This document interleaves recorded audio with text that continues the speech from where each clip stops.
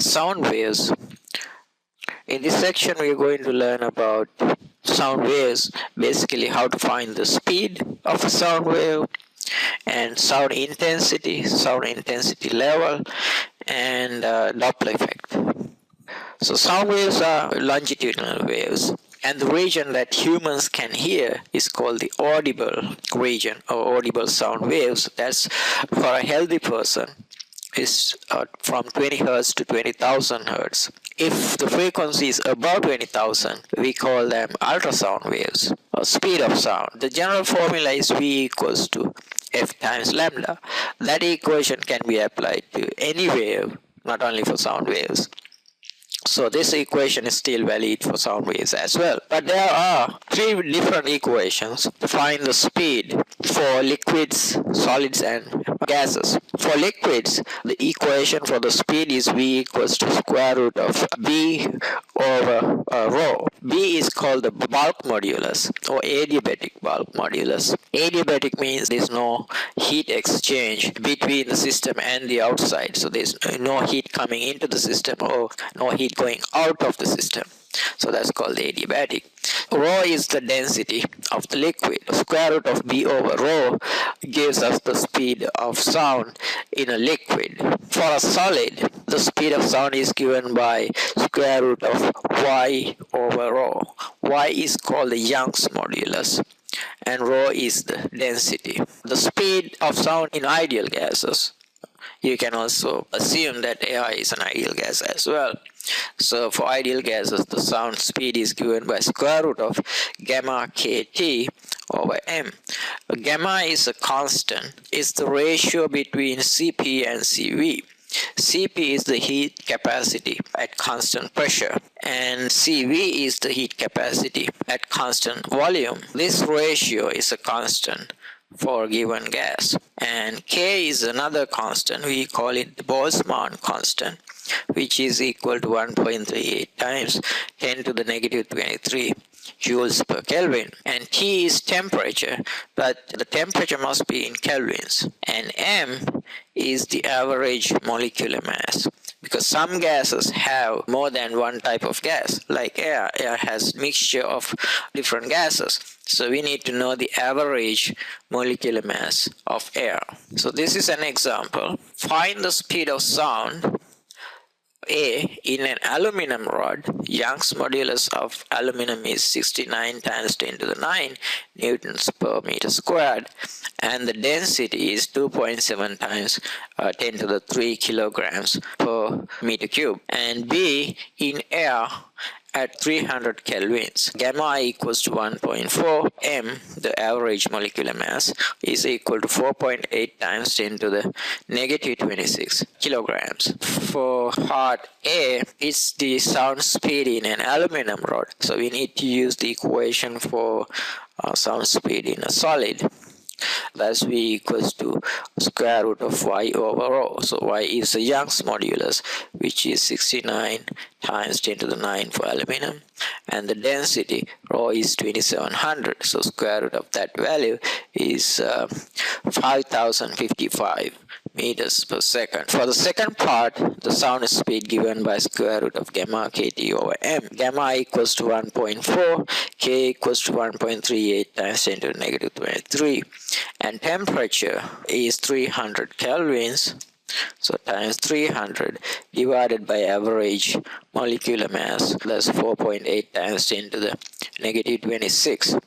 So the answer is 347.5 meters per second. This is very close to the experimental value, which is 343 meters per second. Now, the sound intensity. What do we mean by sound intensity? It's defined as the rate of sound energy transfers in the perpendicular direction to a unit area. Let's consider this area A, and the intensity of sound or sound intensity is this P, sound power, divided by area A. P is the power that transfers through area A. So P over A is equal to I. That's the definition of sound intensity. The unit of sound intensity is watts per square meter. Then there is another value used to express the sound intensity. What we call is sound intensity level, which is used more often than sound intensity. And this is what we call the decibel value. And that value is defined as beta equals to 10 log I divided by I naught. I is the sound intensity. I naught is a constant value. It's given by 1 times 10 to the negative 12 watts per square meter. This I naught represents the lowest sound intensity that a human can hear. So basically, sound intensity level is a relative value to the lowest sound intensity a healthy human can hear, and the unit is decibels. So this is an example. Sound intensity of a school band is 3 times 10 to the negative 3 watts per square meter. Find the sound intensity level. So the sound intensity level is beta and is given by 10 log I over I naught. 10 times log I equals to 3 times 10 to the negative 3 divided by I naught, which is 1 times 10 to the negative 12. So 10 log 3 times 10 to the 9, and this 3 times 10 to the 9 can be written as log 3 plus log of 10 to the 9. So 10 times log 3 is 0.48 and log of 10 to the 9 is just 9. So that's 9. So the answer is 94.8 decibels. The second example for sound intensity is find the sound intensity of a 24.6 decibel sound. So this is the reverse process of the previous example. So now we have the sound intensity level and we need to find the sound intensity. So 24.6 equals to 10 log I over 1 times 10 to the negative 12. So we can divide both sides by 10. Then we get 2.46 equals to log I over 1 times 10 to the negative 12. To get rid of log, what we do is we write these as 10 to the power. This side you get 10 to the power of 2.46. And then this log disappears. It becomes I over 1 times 10 to the negative 12. So that's the property of log functions. So I equals to then 10 to the 2.46 times 10 to the negative 12, which is 288.4 times 10 to the negative 12, and that's 2.88 times 10 to the negative 10 watts per square meter. But the next topic is Doppler effect. Now what is Doppler effect? We can see when there is a sound source and an observer, and when there is a relative motion between the two, the frequency that the observer can hear is different than the actual frequency, different than the original frequency. So that difference is due to an effect called Doppler effect. So we can say change in frequency due to the relative motion between a sound source and an observer is called the Doppler effect. So the equation for the observed frequency is given by this. This equation has plus minus signs, minus plus signs. So you need to understand what they mean.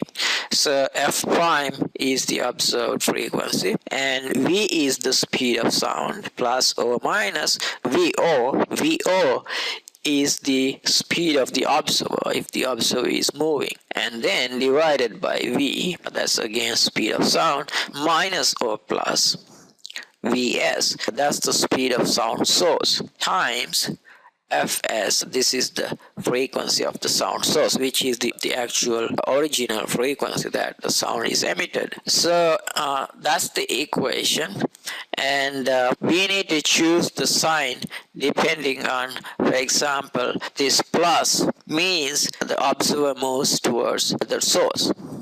If the observer is moving toward the source, then we use the plus sign. If the observer is moving away from the source, we use the minus sign. Same way here, minus means the source moves toward the observer, plus means source moves away from the observer.